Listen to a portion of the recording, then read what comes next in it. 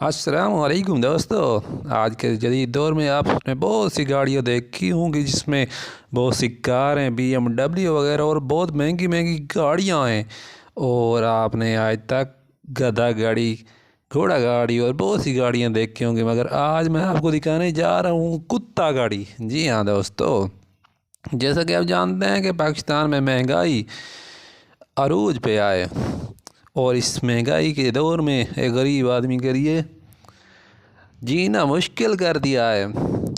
तो कुछ लोगों ने इस तरह के जुगाड़ लगाए हैं कि वो अपने कुत्ते के साथ एक छोटी सी रेहड़ी बनाकर उससे इंजॉय भी कर रहे हैं और अपना काम भी निपटा रहे हैं। तो दोस्तों, इस वीडियो को आखिर तक देखना मत भूलिएगा। आइए आपको इस वीडियो के बारे में मज़ीद दिखाते हैं कि ये किस तरह का काम किया हुआ है। आप इंजॉय करें, वीडियो को लाइक और चैनल को सब्सक्राइब करना मत भूलिएगा। अरे अवैध